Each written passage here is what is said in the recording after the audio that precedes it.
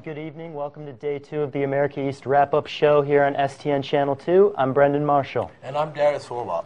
And with us is a guest from Stony Brook, Sam Kilb from the Stony Brook Statesman newspaper. How you doing, Sam? Good. Thanks for having me.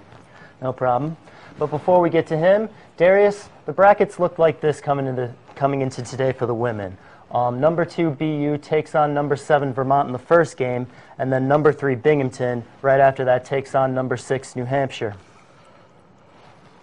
That's right. And number 8 Stony Brook, who won yesterday, takes on number 1 UMBC, and the number 4 Hartford Hawks take on number 5 Albany in the late game.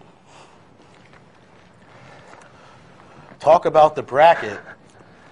Okay, so one of the standout games, Darius, that you went to the first game, BU in Vermont.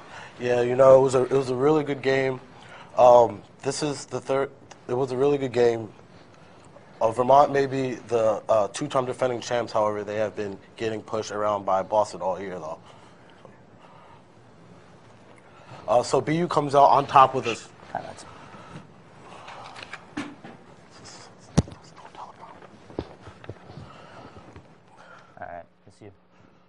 BU Chanel. BU Caroline Stewart turns around jumper, and she gets it number 34. Here we go. Number 0 for Vermont passes and a nice smooth jumper, but does not connect. Down the court we have a nice fast break, and she lays it in for the Hartford Hawks. Nice ball movement by Vermont here. Nice jumper, and swoosh, we go with a basket that puts for the Catamounts up. Here we go, have number 32, long-range jumper, nice swoosh to put the Boston Terriers up in the first half. Here we go, dribbling down. We have number 32 with a nice lay-in for the Boston Terriers. So BU comes out on top with a 62-38 score. Vermont only had...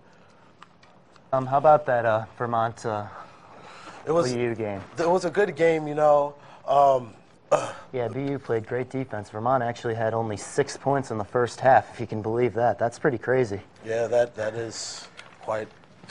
Yeah, that is quite outstanding. All right, well... Now, STN Channel 2 Sports. And welcome back. So far, we've taken a look at the BU and Vermont matchup along with the Binghamton and New Hampshire game. But those weren't the only 2 games today. Brendan, why don't you tell us about UMBC and Stony Brook? Well, we actually have a guest here to tell us about UMBC and Stony Brook. All right, well, Darius, we have a Hawk game. Yes, we do. Okay, Hawks fans, I know you've been waiting patiently, but we're moving on to you now. Hartford struggled this season, but managed to pull together at the end and win 8 of their last 9 to get the 4th seed. So, Darius, pretty scary at the end, or a pretty good defensive game, I'd say. Yeah, it was really good defensively. You know, they locked down on the defense, you know, to maintain, so the other team couldn't score as much. It takes a lot of defense to win these games. You know, like you have to play good defense and lock down so you could advance. Yep, and the halftime score, I believe, was like 17-16. That looked like a football score, honestly. Very low scoring, very good defensive slugfest. Yeah, well, Binghamton, Darius, did play pretty well yesterday. I mean, they dominated UMBC. You think they could do that against Vermont? Well, if they keep playing how they're playing, you know, good ball movement, you know, executing on the field, you know, working the ball around, these key aspects, getting the balls to their players who are dominating, you know. If they keep it up, you know, they'll advance. All right, well, unfortunately, that's all the time we have for Sam Kilb and Darius Wilmot. I'm Brendan Marshall. Please join us tomorrow night at same time, same place, 11 p.m. here on STN Channel 2.